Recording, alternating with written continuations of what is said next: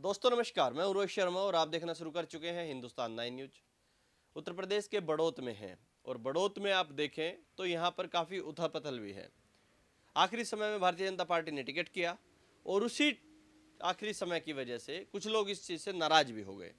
अभी जो मेरे साथ बैठे हैं ये हाल में कांग्रेस के प्रत्याशी हैं अनिल कश्यप जी। ये भाजपा में लगभग पिछले 30 साल से रहे थे और भाजपा छोड़कर अब ये कांग्रेस का दामन थाम चुके हैं।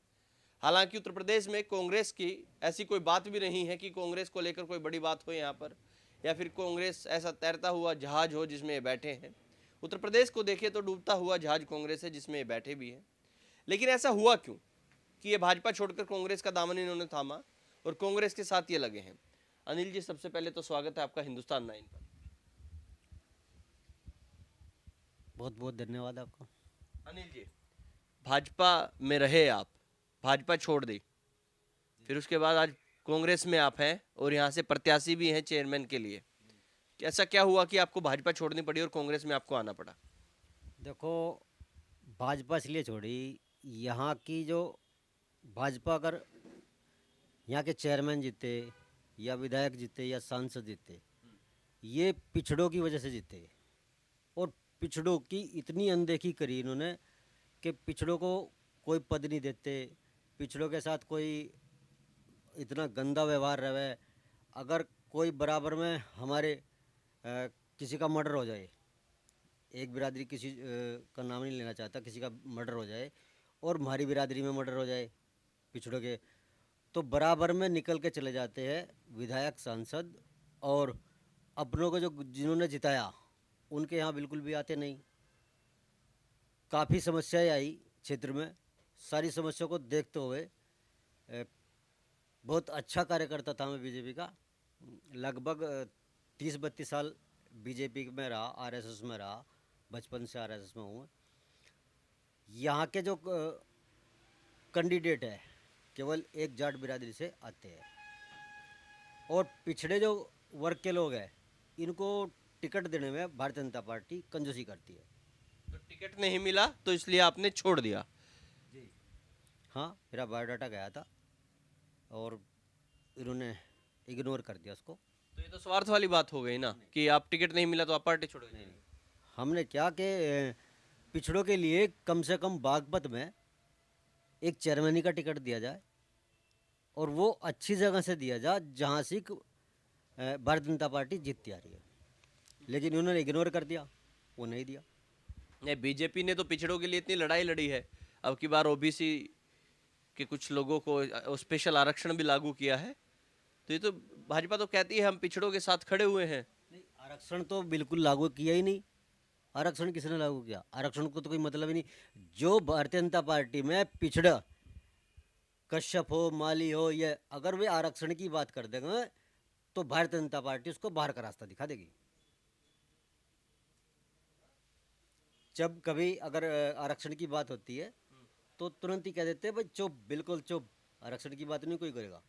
हमने आरक्षण की बात केशव प्रसाद मौर्य को बड़ौदा में बुलाया था, बड़ी अच्छी रैली करी थी, मेरा ही नेतृत्व था, संयोजक था मैं। हमने आरक्षण के लिए उनको बोला था, उन्होंने कहा था ठीक है भाई हम इस पर विचार करेंगे।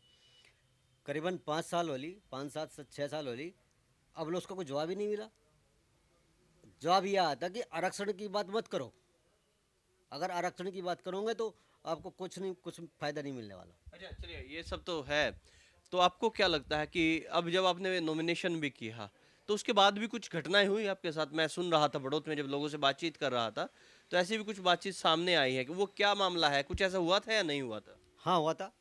देखो, मैं भारतीय जनता पार्टी में बहुत दिनों से जुड़ा हुआ हूँ। हमारे साथ जब मैं जुड़ा हुआ हूँ तो हम लोगों ने बीजेपी को जिताने के लिए बहुत संघर्ष किए, समाज को जोड़ा भी है और समाज हमारे साथ है।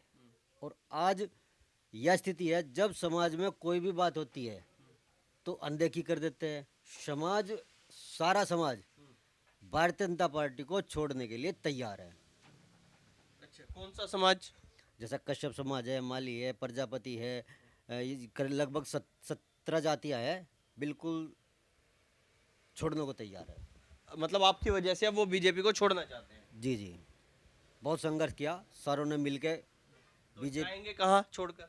ये अपना जो अगर प्रजापति का प्रत्याशी आते हैं प्रजापति पर जाएंगे, हाँ। कश्यप समाज का प्रत्याशी आते हैं तो कश्यप समाज को जाएंगे, लेकिन ये भारतीय जनता पार्टी को वोट देने से बिल्कुल मना कर रहे हैं। इससे तो लोकदल को फायदा नहीं हो जाएगा क्या? ये देखो लोकदल तो पहले भी फायदे में रही, यहाँ लोकदल तो पहले भी फायदे में रही, और अब तो ये बात है ना, जिस पार्टी को जिस समाज ने उठा करके सब कुछ दे दिया उस पर इग्नोर क्यों किया जा रहा? ये जातिवाद वाली बात हो गई ना। जातिवाद तो दूसरे करते हैं, एक ही जाति को टिकट हो जाएगा, आप बताइए। बस चेयरमैन भी वही, विधायक भी वही, सांसद भी वही, अगर कोई ऊपर से कोई बात आती है तो उसी कोई मतलब विभाग में कोई बात आती उसी में भी वही, किसी डिपार्टमेंट में कोई बात आती है भाई उन लोगों का नाम सेलेक्ट करके दे दो उसमें भी वही। तो जातिवाद वे करते हैं हम करते हैं? जातिवाद तो वही करते हैं। हम तो पिछड़ों की बात करते हैं, अगर पिछड़ों का ये साथ देते तो अच्छा लगता। आज पार्टी की जो साख गिरी है वो केवल पिछड़ों की वजह से गिरी है। अच्छा, नॉमिनेशन भी आपका कुछ कैंसिल कराना चाहते थे? हाँ, नॉमिनल के लिए जब हमने फार्म भर दिया, मैंने कांग्रेस से ले लिया, कांग्रेस से जब टिकट लिया उससे पहले ही 4-5 दिन पहले ही से ही बातें चल रही थी और समाज में जिक्र भी हो रहा था, समाज के जो संगठन के लोग हैं उनसे भी जिक्र हो रहा था भाई क्या करना चाहिए क्या करना चाहिए। उन्होंने बोला कि भाई अनिल जी इनके सामने अगर इतने खड़े नहीं होंगे, इनको इतने बताएंगे नहीं कि आपने हमारे लिए कुछ किया ही नहीं, तो आप बिल्कुल हम तो नील हो जाएंगे। इसलिए प्रत्याशी किसी भी तरह एक प्रत्याशी अपना आना चाहिए। अच्छा। हाँ, समाज ने एकजुटता होकर मेरे फार्म पे गए और उन्होंने कहा अनिल जी आप फार्म भरो उसके बाद हम देखते हैं, और समाज का एकजुटता आपको दिखा दूं कि काफ़ी अच्छा मुझे समर्थन मिल रहा है। नहीं, जो एक मैं सुन रहा था कि कुछ लोग आपका नॉमिनेशन ही कैंसिल कराना चाहते थे, आपको बिठाना चाहते थे, ये क्या मामला था? हाँ, नॉमिनेशन जैसा हमने कर दिया, आखिरी दिन था, जिस दिन पर्चा उठाने का आखिरी दिन था होता है, उस पर भारतीय जनता पार्टी के कुछ लोग मेरे घर पे गए। कौन लोग थे थोड़ा बताएंगे? हाँ, उनका नाम मैंने कप्तान साहब को लिख कर दे दिया। अच्छा। कप्तान साहब को नाम लिख कर दे दिया। कुछ लोग मेरे फार्म पर नर्सरी पे गए, कुछ लोग फ़ोन पे आए। बड़े भाई का मुझे फ़ोन आया कि अरे भाई घर पे आ जाओ वरना ये सबको निपटा देंगे। अच्छा। इस तरह की बातें आई। कहने लगे जब सभी निमट जाएंगे तू फार्म भर के करेगा क्या? मगर आप कहाँ पे हो? कहने लगा मैं नर्सरी पे हूँ। मैं नर्सरी पे पहुँचा इतने तो बड़े भाई को वे तहसील में ले आए। अच्छा। तहसील में पहुँचा मैं, तहसील में बोले भाई अरे तुम पर्चा उठा लो भाई, जो चाहिए तुम्हें दे दो। अच्छा। हाँ, आप अपनी बोली लगाइए। अच्छा, आपकी बोली लग रही थी हाँ, बोली लग रही थी पर्चा उठाने के लिए? बिल्कुल। कैसी किस तरह की बोली आती थोड़ा बताएं? ये बताते हैं 5 लाख रुपए ले लो 7 लाख रुपए ले लो, आप बैठ जाओ। अरे भाई हम कैसे बैठ जाएंगे? हमने पर्चा भरा, समाज के लिए पर्चा भरा, अपनी प्रतिष्ठा है, अपनी प्रतिष्ठा को हम ऐसे थोड़े ही बेच देंगे। वहाँ पर तहसील में पहुँच गए हम। तहसील में पहुँचने के बाद एसडीएम साहब को कहा मगर ये ज़बरदस्ती कर रहे हैं भाई और इन लोगों को अरेस्ट कीजिए। एसडीएम साहब ने कहा इनको अरेस्ट करो। तो तब जब अरेस्ट के नाम के आए तो तुरंत ही पुलिस ने मुझे कब्जे में ले लिया। कहने लगे नहीं भाई हम ज़बरदस्ती नहीं करने देंगे और इनको गिरफ्तार कराओ। जब गिरफ्तार करने का नंबर आया तो सब भाग गए उनसे, भाग गए फिर सब भाग गए। पुलिस ने कोई कार्रवाई नहीं की फिर? पुलिस ने कोई कार्रवाई नहीं करी अभी। हमने एसपी साहब को उनका दे देता लिख के। एसपी साहब ने कहा ठीक है भाई हम देखते हैं कार्रवाई करते हैं। ये झूठ भी तो हो सकता है आप जो कह रहे हैं कि ऐसा कोई? ये तो एसडीएम गवाह है। जिस टाइम में एसडीएम के सामने हो रहा था ये सब? ये एसडीएम के कोर्ट में अंदर जा करके बड़ा में उस टाइम पे अंदर थे मतलब एसडीएम के पास थे सब। अच्छा। हाँ, कहने लगे भाई लिख के दे दो लिख के दे दो। अरे भाई कैसे दे दे? एसडीएम साहब ने कहा भगाओ बहन को, क्या है ज़बरदस्ती क्यों कर रहे हो तुम?